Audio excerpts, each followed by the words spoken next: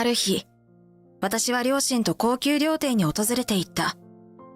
父の誕生日のお祝いにと、私が家族3人水入らずの場を設けたのだ。だがそこに、子供が一人飛び込んできた。あれ、ここ僕たちの部屋なんだよ。どうやら部屋を間違えてしまったらしい。すみません。隣の個室のものです。息子がご迷惑を。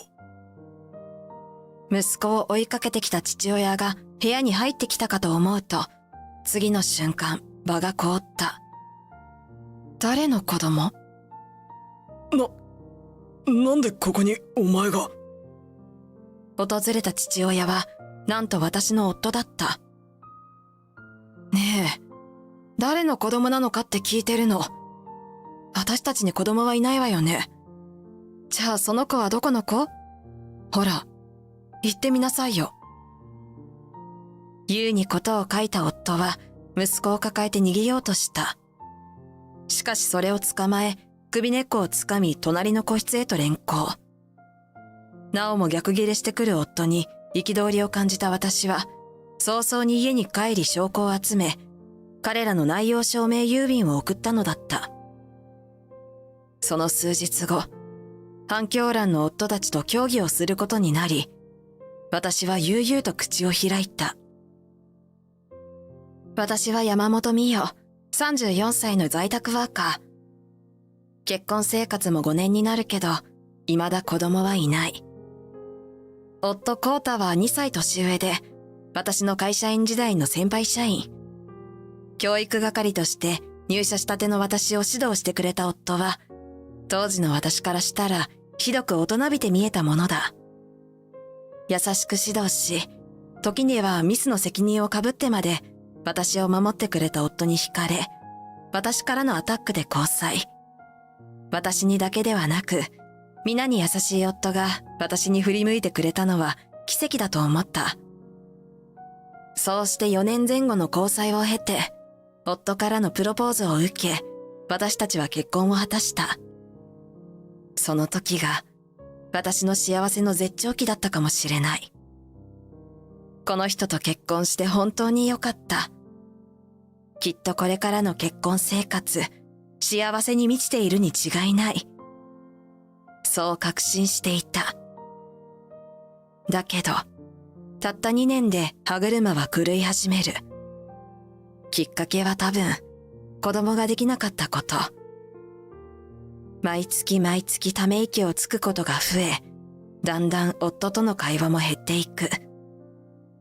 昔は、3年こなしはされだなんて言われたもの。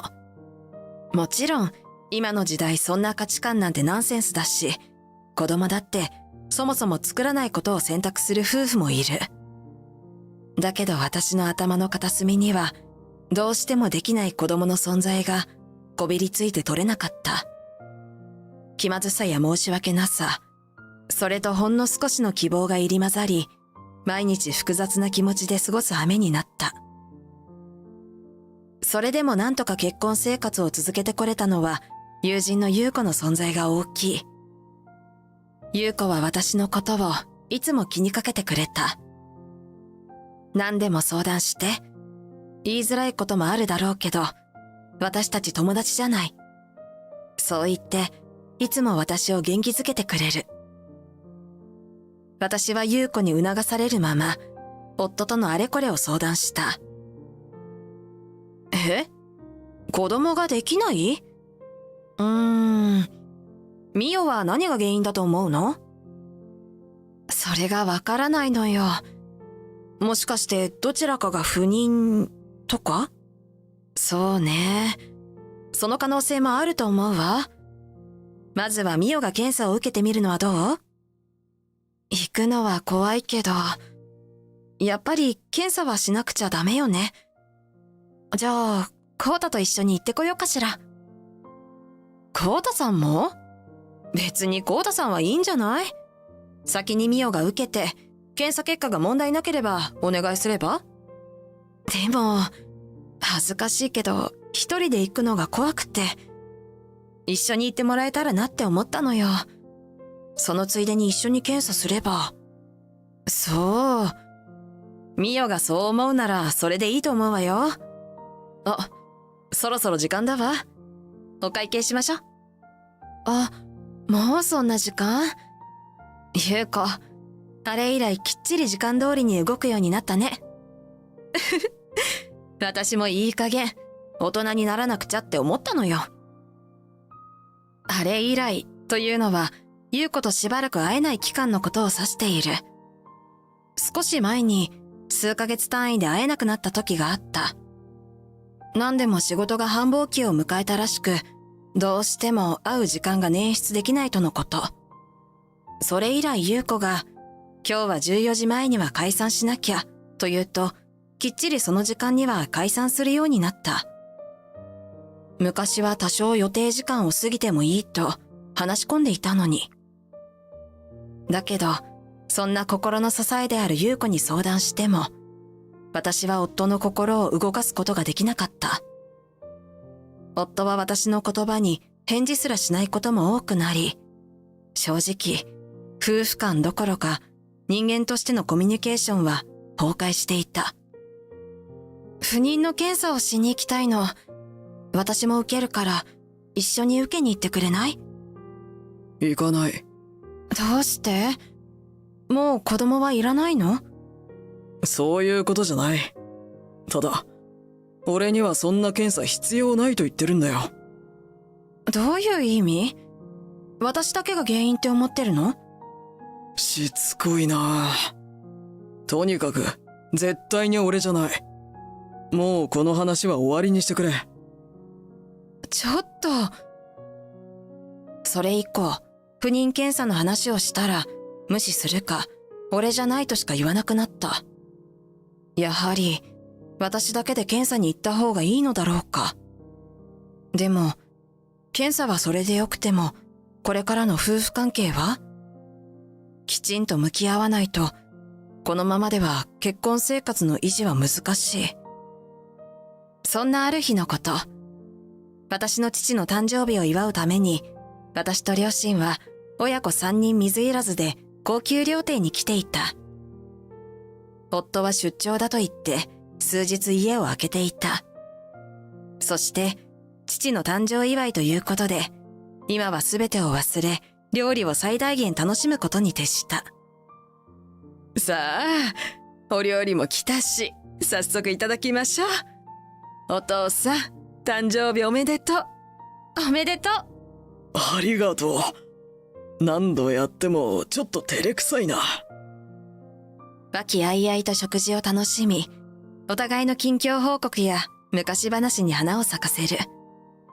本当にこの瞬間だけは、夫との問題なんて一切頭から抜け落ちていた。だけど、私を現実に引き戻したのは、隣の個室から聞こえてくる子供の声。かなり幼いようだ。私たち家族が訪れた高級料亭は、高級ながら敷居が低く、家族や子連れも入れる店。仕方のないこととはいえ、思わぬところで現実に戻され、肩を落とした。母が私を気にしてくれるけど、祝いの場で重い話をするのは気が引ける。パパ、トイレ行く。あ、こら、待ちなさい。ガラガラと扉を開ける音が聞こえたかと思うと、私たちの個室の前を子供が通り過ぎていく足音が。父親の声になんとなく覚えがあるような気がするけど、何分壁とドアを隔てているものだから、はっきりとはわからない。それから数分後、再び子供のパタパタという足音が聞こえ、突然私たちの個室のドアが開く。え？入ってきたのは3歳程度と見られる子供。多分部屋を間違えたんだろう。ここ僕たちの部屋だよ。ママは？僕、ここはね、おばちゃんたちのお部屋なの。多分僕のお部屋はお隣ね。違うよ、ここだもん。そうか、違うか。和やかに笑う両親のそばで、私一人がその子供を凝視していた。だってその子供があまりにも夫と似ていたから。昔見せてもらった夫の子供の頃の写真、それとそっくりだった。そして次の瞬間、顔を出した父親の顔を見て、私は愕然とするどころか、逆にスーッと冷めていくような感覚に襲われた。あ、すみません。隣の者なんですが、息子がご迷惑を。息子を回収しに来た父親は、私の夫、コウタだった。誰との子供？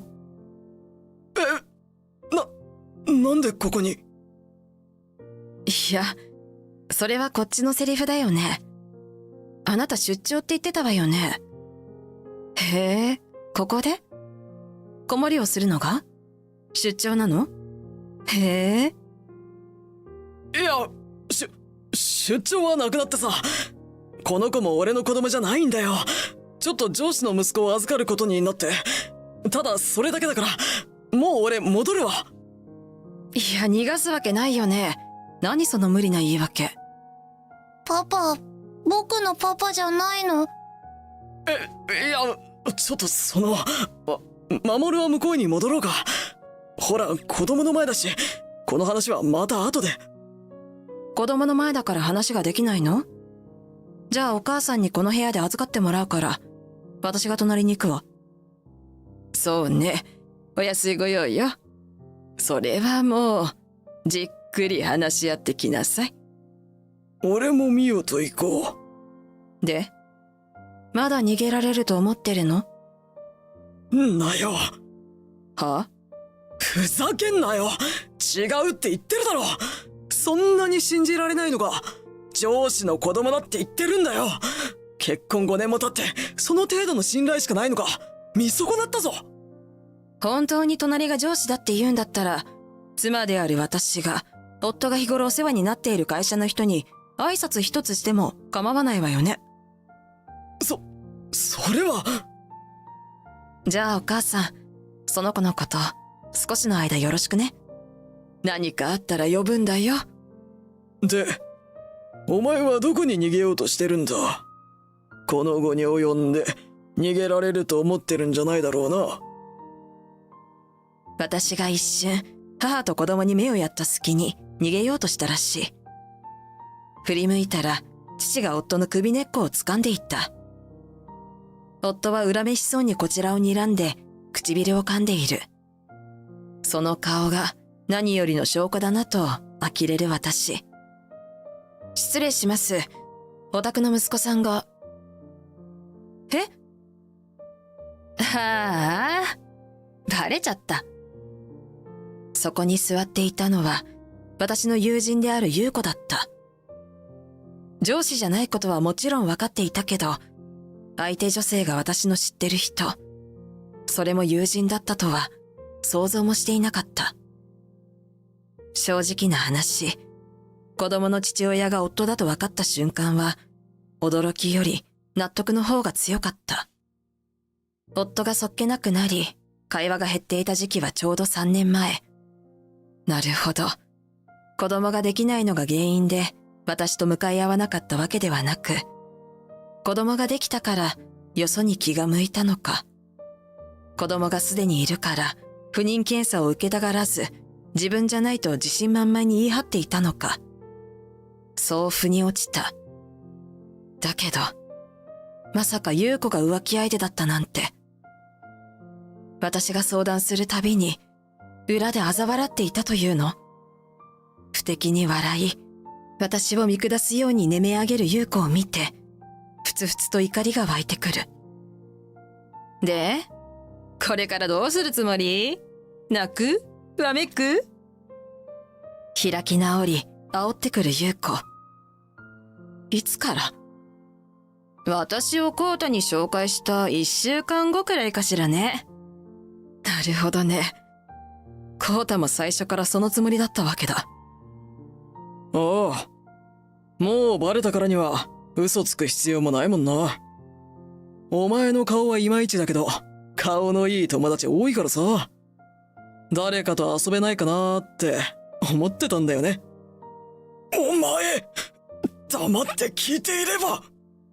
お父さん、大丈夫だから言わせといて。わかる？もともとお前は利用されただけ。まあ万に一つもねえけど、お前が俺を満足させられてたら結果は違ってたかもな。ってことで全部お前のせい。はあ、責任転嫁も甚だしいわね。何？強がってるつもり？もうバレちゃったし、お前と結婚生活続ける理由もなくなったんで、今日から家に帰らないわ。それならそれで構わないわよ。私も脳みそが下半身にあるアホと結婚した覚えはないから。はあ？それに優子もさぞや楽しかったでしょうね。私も反省したわ。私って見る目が本当にないのね。まさか人間だと思って付き合っていた二人が理性のかけらもない獣だったなんて。調子乗んないで。あんたは今友達と夫に裏切られてんのよ。どうせ後で泣くことになるんだし、ここで泣きわめきなさいよ。知ってる？人間と獣の境。私はね、理性の強さだと思うのよ。我慢ができるから、その理性と忍耐力と知能があるから人間足り得るのよ。それがないあんたたちは人間とは言えない。不倫して子供を作って人様を見下して悦に浸っている程度の知能じゃ、これから先大変でしょうね。覚悟することね。人生はそこまで甘くないわよ。何よ、その一人悟ったような態度が昔から気に食わないのよ。私のことだってどうせ見下してたくせに。私とあんたたちを一緒にしないでくれる？言ったでしょ。あんたたちは獣、私は人間様よ。お前はもう一番の友達も旦那も失ったんだぞ。一人で何ができるって言うんだよ。ミオに止められたから黙っといたが、俺のことを忘れてないか？隣の部屋にいる母さんのことを忘れてないか？はっ、どうせお父さんにだって。黙れ、この恥知らずが。お前にお父さんと呼ばれる筋合いはない。首を洗って待っていろよ。俺はどんな手を使ってでもお前らを地獄に叩き落とすからな。こんなことがあったとはいえ、旦那と親友に下手なことできるわけないでしょ。冷や汗をかき始め、悪あがきをする二人を置いて、私は先に家に帰る。夫がわざわざ家には帰らないと言ったんだ。存分に家探しさせてもらおう。それに私は二人の自白とも取れる開き直りを録音していた。相手が優子だとは思わなかったので驚いたが、浮気相手と夫の証言を得るために隣の部屋に入る前にスマホの録音機能を起動させていた。だけどこれともう少し証拠が欲しいところだ。私は二度と夫が帰ってこない家をひっくり返す勢いで探し、ご丁寧にアルバムにまとめられた二人の写真を見つけた。その中にはいわゆる中プリも保存してあり、正直吐き気がした。だけどこれなら証拠は十分。何より録音もあるし、そもそも二人には動かぬ証拠であるあの息子がいる。証拠が十分だと判断した父は私に知り合いの弁護士を紹介してくれた。何でも離婚問題が専門らしい。私は粛々と慰謝料請求の手はずを整え、二人合わせて250万円の慰謝料を請求することになった。そして内容証明郵便を作成し、家に帰ってきていないのでどこにいるかわからない夫のために実家に送付してあげた。仕方がない。私は優子が今住んでいる家の住所も夫の居場所も知らないんだから。でも私は代わりに二人の実家を知っている。ならそこに送るのは当たり前だ。それから数日後、弁護士を交えて協議をすることになった。あんたのせいで両親にめちゃくちゃ怒られたじゃない。実家に戻されて家から出るなって言われてるのよ。大体こんな金額払えるわけないでしょ。知らないわよ、そんなこと。